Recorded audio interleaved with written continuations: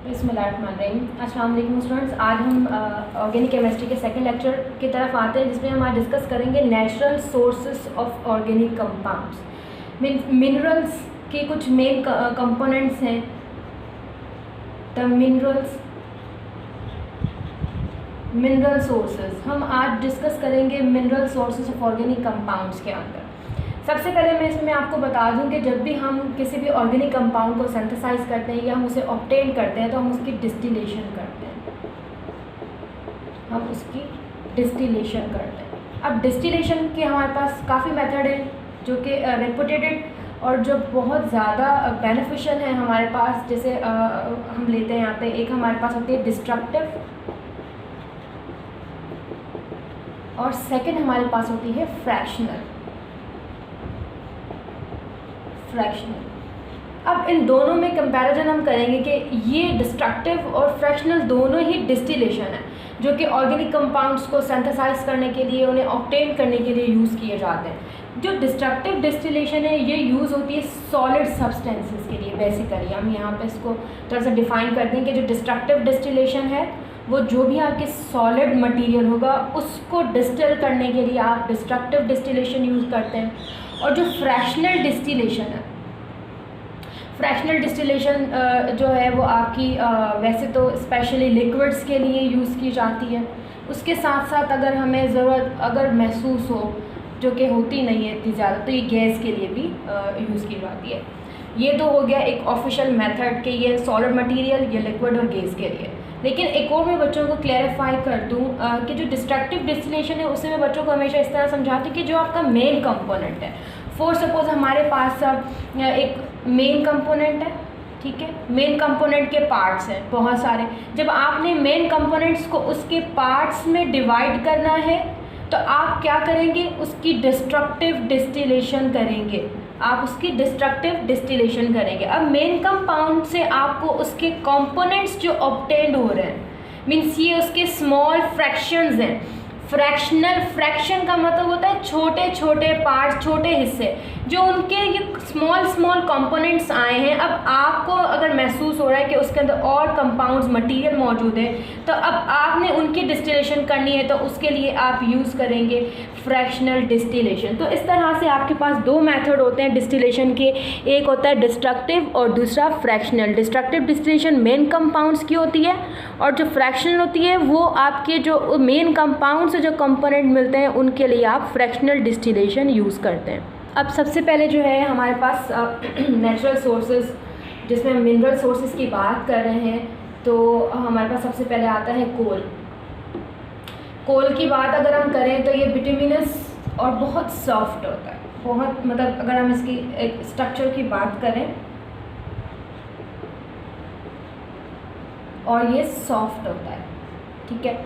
तो ये एक आपका मटेरियल है, ठीक है। और कोल आपको पता है कि सॉलिड मटेरियल है, तो इसके हम क्या करते हैं, इसके हम डिस्ट्रक्टिव डिस्टिलेशन करेंगे। क्योंकि सॉलिड मटेरियल है इसलिए हम इसकी क्या करेंगे, इसकी हम डिस्ट्रक्टिव डिस्टिलेशन हम इसकी परफॉर्म करेंगे, हम इसकी डिस्ट्रक्टिव डिस्टिलेशन करेंगे। तो जैसे ही आप कोल की डिस्ट्रक्टिव डिस्टिलेशन करेंगे, ये एक ऑर्गेनिक कंपाउंड के लिए बहुत मेन सोर्स है। ये इधर हम लिख देते हैं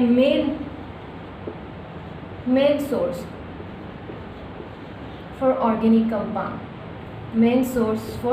कंपाउंड। अब जैसे ही आपने उसकी डिस्ट्रक्टिव डिस्टिलेशन की कोल की, तो ये आपको 3 कंपोनेंट देता है। मतलब ये डिवाइड हो जाएगा, अलग हो जाएगा, डिस्टिल आउट हो जाएगा, सेपरेट हो जाएगा अपने कंपोनेंट्स के अंदर, और आपको ये 3 मुख्तलिफ किस्म के और कंपाउंड देगा। एक तो वो देगा एक गैस फॉर्म देगा आपको, यानी कि जब आपने कोल को डिस्ट्रक्टिव डिस्टिलेशन की तो उसने आपको एक कंपोनेंट उसमें से बाहर आया, एक कंपोनेंट आपने ऑब्टेन किया जो कि किस फॉर्म में था, गैसियस फॉर्म में था। सेकंड, उसके पास जो एक कंपोनेंट आया वो एक विस्कस फॉर्म ऑब्टेन हुई, जो कि हमें दिखने में आती है कि वो एक लिक्विड फॉर्म में विस्कस है। और उसके साथ इसकी एक और कंपोनेंट हमारे पास आई जिसे हम कहते हैं सॉलिड फॉर्म हमारे पास इसकी ऑब्टेन्ड हुई। अगेन रिपीटेड, कोल आपने उसको डिस्ट्रक्टिव डिस्टिलेशन किया, डिस्ट्रक्टिव डिस्टिलेशन के बाद कोल के 3 कंपोनेंट हमारे सामने आए, एक गैस फॉर्म में, एक विस्कस लिक्विड फॉर्म में आया और एक सॉलिड मटेरियल निकल के सामने आया। मीन्स कि उसके पार्ट्स अलग। फॉर सपोज हमारे पास ये मार्कर है, अगर हम इस मार्कर इसको हम सपोज कर लें ये कोल है, पर हमने इसके पार्ट्स अगर अलग किए तो हमारे पास इसका ये बैक कैप अलग होगा, ये बीच में सेंट्रल इसका ये जो बॉडी है इसकी प्लास्टिक की ये अलग हो जाएगी, और इसका जो हम कैप लगाते हैं मीन्स हमने उसके जो पार्ट्स हैं मार्कर के वो अलग अलग कर दिए हैं। तो कोल के साथ भी हमने सेम प्रोसीजर किया, हमने उसको डिस्टिलेशन किया with the help of destructive, तो उसने 3 मेन कंपोनेंट्स अपने हमें दे दिए।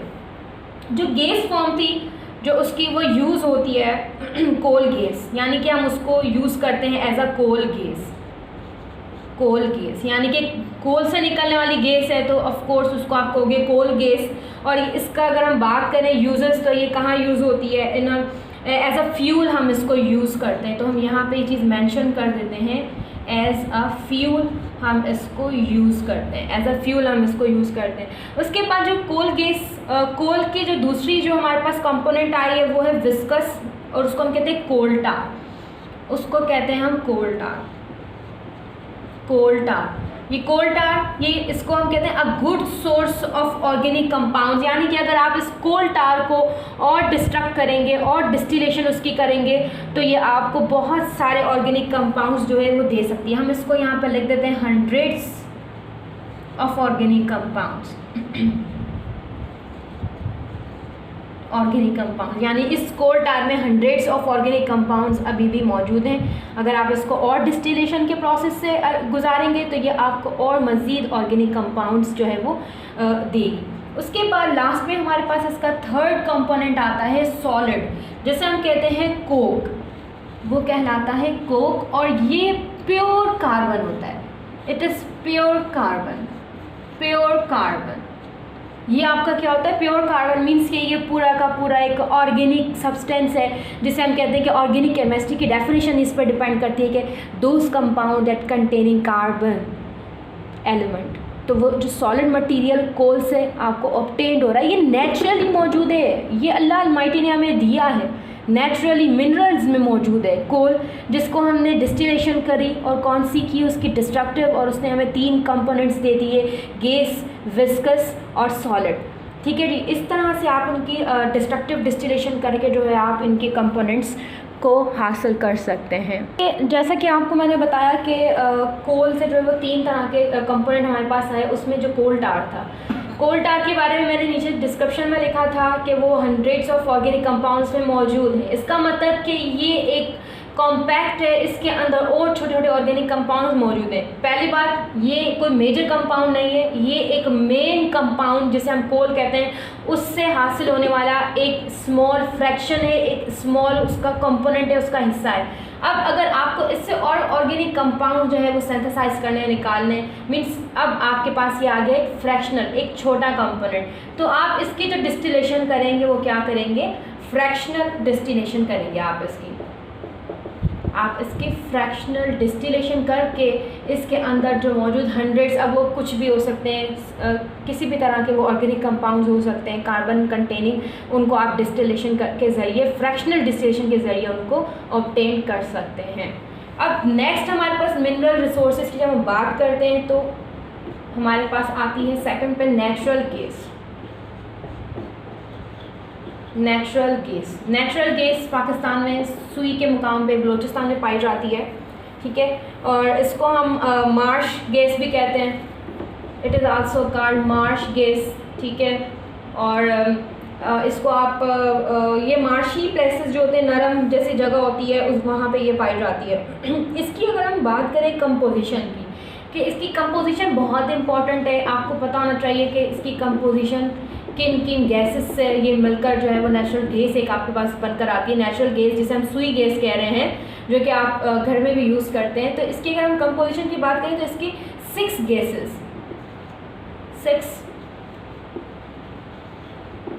6 गैसेस से जो ये मिलकर बनती है। सबसे पहले जो इसमें बहुत ज़्यादा तादाद में मौजूद होती है गैस, वो है मीथेन मौजूद है, ठीक है। और उसकी अगर हम कंपोजिशन की बात करें तो 94.60% इसकी सबसे ज़्यादा परसेंटेज नेचुरल गैस जो सुई गैस हमारी उसमें मीथेन की पाई जाती है। मीथेन के बाद फिर सेकंड नंबर पे हमारे पास है ईथेन। ईथेन के बाद हमारे ईथेन की जो परसेंटेज है 1.05% है। और अगर हम बात करें मीथेन के बाद प्रोपेन, प्रोपेन की जो परसेंटेज मौजूद है हमारे पास 0.28% है। और नेक्स्ट हमारे पास मौजूद है ब्यूटेन। ब्यूटेन की परसेंटेज है 0.17। फिफ्थ नंबर पे नाइट्रोजन मौजूद है और नाइट्रोजन की परसेंटेज है हमारे पास 3.88%। और सबसे लास्ट और लीस्ट हमारे पास है carbon dioxide. Carbon dioxide, carbon dioxide जिसकी परसेंटेज हमारे पास मौजूद है 0.02। तो ये सारी गैसेस मिलकर एक नेचुरल गैस फॉर्म करती है जिसे हम सुई गैस कहते हैं। तो ये भी एक आपकी नेचुरल सोर्सेज हैं जिससे आप ऑर्गेनिक कंपाउंड को जो है वो सिंथेसाइज कर सकते हैं, ऑब्टेन कर सकते हैं। नेचुरल सोर्सेज के अंदर अब हम जिक्र करेंगे पेट्रोलियम का, one an important source of organic compound. Petroleum के बारे में अगर हम कुछ बातें अगर लिखते चलें कि इसे हम कहते हैं ये एक रॉक ऑयल है, इसको आप पेट्रोलियम को आप रॉक ऑयल भी कहते हैं। इसके साथ साथ हम इसे क्रूड ऑयल भी कहते हैं, हम इसको क्रूड ऑयल भी कहते हैं। ठीक है जी, ये क्रूड ऑयल भी है, ज़मीन की तह में मौजूद होता है बेसिकली अगर हम इसमें बात करें। इससे बहुत सारे number of organic compounds, hydrocarbons, cycloalkanes और कुछ इनऑर्गेनिक कंपाउंड्स भी इसके अंदर मौजूद होते हैं। इन बेसिस पे हम उसको क्रूड ऑयल भी कहते हैं और ये चट्टानों से मिलता है, ठीक है, इसलिए हम उसको रॉक ऑयल भी कहते हैं। इसकी आप फ्रैक्शनल डिस्टिलेशन करते हैं। पेट्रोलियम की हम क्या करते हैं, फ्रैक्शनल डिस्टिलेशन। पेट्रोलियम एक लिक्विड फॉर्म है, लिक्विड फॉर्म है, ठीक है। मैंने आपको पहले बताया था कि डिस्टिलेशन के दो टाइप्स हैं, एक डिस्ट्रक्टिव, दूसरी फ्रैक्शनल। फ्रैक्शनल डिस्टिलेशन जो लिक्विड सब्सटेंसेस होते हैं और जो एक मेजर मेन कंपाउंड नहीं होता, एक फ्रैक्शनल एक छोटा कंपोनेंट होता है जिसके लिए हम फ्रैक्शनल डिस्टिलेशन को यूज़ करते हैं। फ्रैक्शनल हम इसके डिस्टिलेशन करते हैं और जैसे ही आप इसके फ्रैक्शनल डिस्टिलेशन करेंगे तो बहुत सारे ऑर्गेनिक कंपाउंड जो है वो आप इसमें से ऑब्टेन करेंगे। और इसकी जो फ्रैक्शनल डिस्टिलेशन है जिससे आपको ऑर्गेनिक कंपाउंड्स मिलेंगे वो कहलाती है रिफॉर्मिंग ऑफ पेट्रोलियम। तो हम यहाँ पे पेट्रोलियम की रिफाइनिंग को पढ़ेंगे।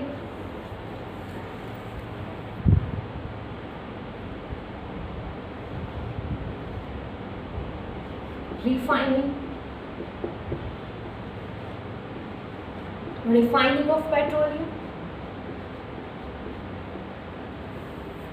जैसे आप पेट्रोल की रिफाइनिंग करेंगे, रिफाइनिंग कैसे होगी, with the help of fractional distillation. आपने इसकी फ्रैक्शनल डिस्टिलेशन की और ये किस तरह, क्रूड ऑयल है ना, क्रूड ऑयल को जो है वो आप किस तरह से जो है वो फ्रैक्शनाइज कर सकते हैं, पाइप्स के ज़रिए, कॉलम्स के ज़रिए जो है आप उसको टेम्परेचर देंगे और इसके अंदर से आप जो है वो सब्सटेंसेस को जो है वो ऑब्टेन करेंगे। और इसमें 500 मोर देन 500 जो है कंपाउंड्स फॉर्म्ड होते हैं एक पेट्रोलियम के अंदर।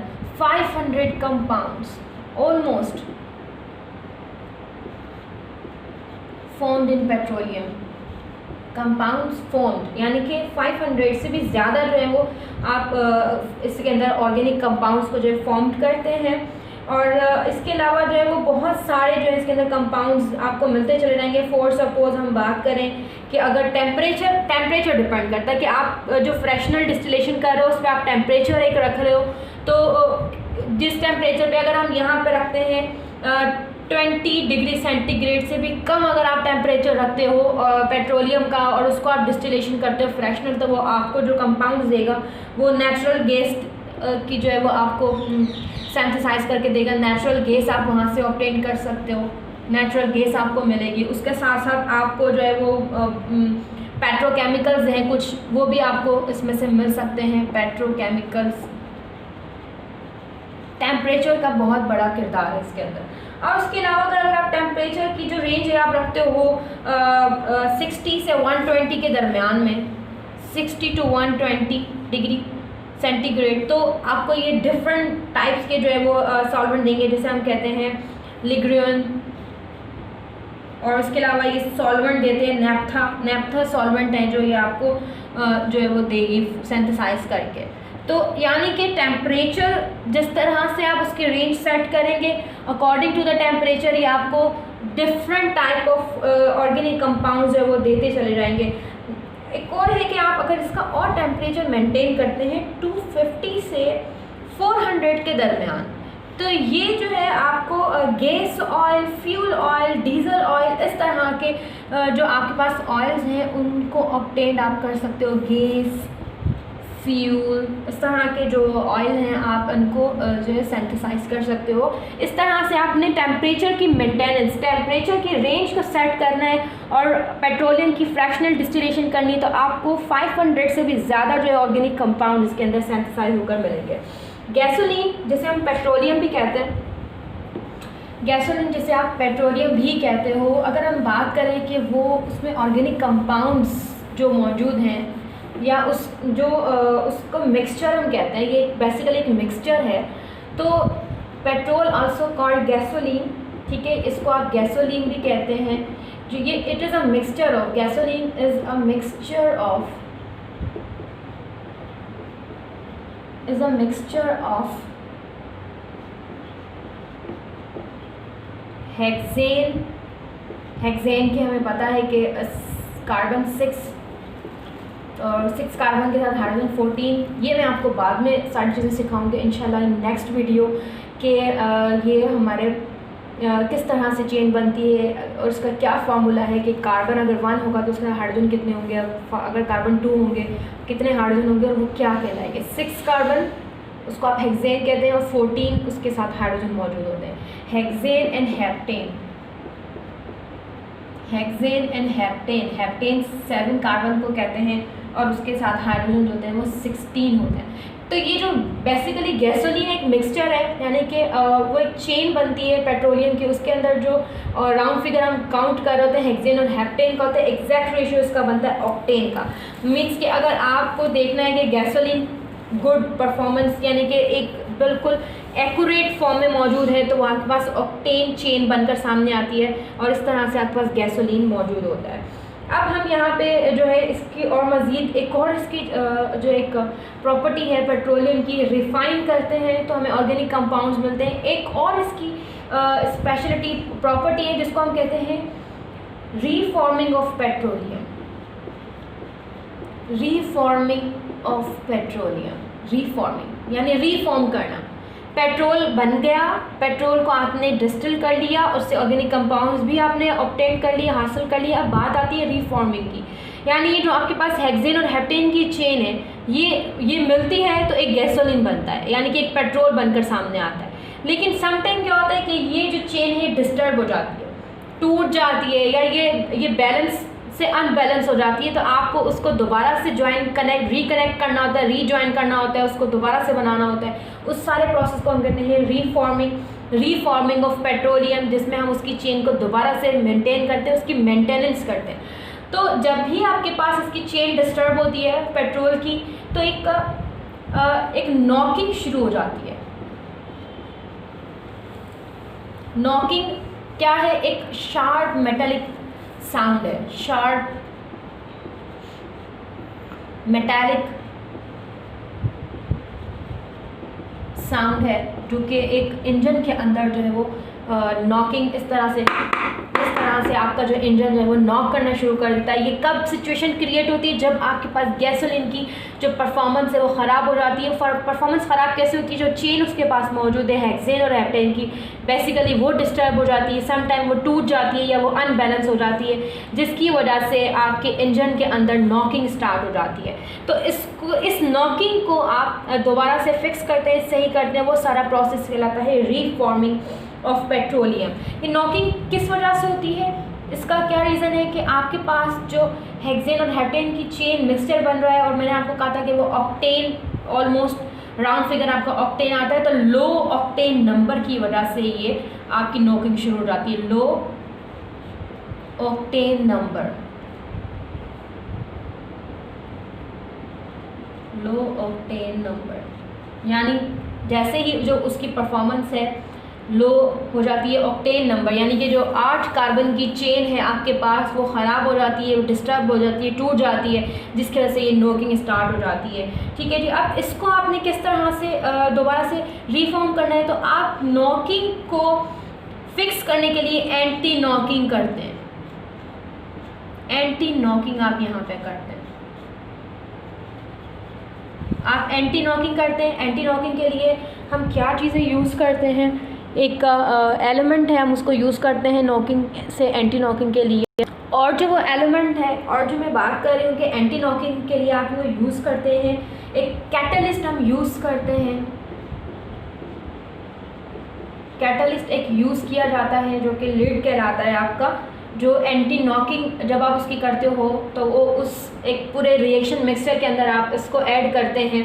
ठीक है, विद टेट्राइथाइल लिड, टेट्राइथाइल के साथ आप लिड को यूज़ करते हैं और आप उसके अंदर नॉकिंग से एंटी नॉकिंग कर देते हैं। C2H54 मीन्स ये आपके पास टेट्राइथाइल लिड जो आपका कैटलिस्ट है। ठीक है, कैटलिस्ट हम यहाँ पे इसलिए यूज़ कर रहे हैं। कैटलिस्ट क्या करता है, इसका क्या काम होता है, यहाँ पे थोड़ा सा मैं आपको बताती जाऊँ कि ये रिएक्शन को स्पीड अप करता है, यानी रिएक्शन की स्पीड को ये बहुत ज़्यादा और स्पीड अप कर देता है ताकि रिएक्शन जल्दी से प्रोसीड हो और जो अनबैलेंस जो रिएक्शन आपका जो है वो टूट गई है जो चेन, वो दोबारा से बनने में उसको हेल्प करता है, यानी धक्का देता है। सिंपल वर्ड में अगर हम बात करें तो वो उन दोनों जो हेक्सेन और हेप्टेन की चेन है उनको पुश करता है, उनको एक दूसरे के साथ रिएक्शन करने पर मजबूर कर देता है, लेकिन उस रिएक्शन में हिस्सा नहीं लेता, उस चेन का हिस्सा नहीं बनता रिएक्शन को स्पीड अप करके, और ये साइड में हो जाता है। अब आपके पास ये है कि आपने नॉकिंग से आपने एंटी नॉकिंग की और उसकी जो है वो दोबारा से चेन बनना शुरू हो जाती है और फिर पेट्रोलियम की परफॉर्मेंस हो जाती है। अब यहाँ पे एक और बात कि अगर आपको पेट्रोलियम की परफॉर्मेंस चेक करनी है, पेट्रोलियम परफॉर्मेंस,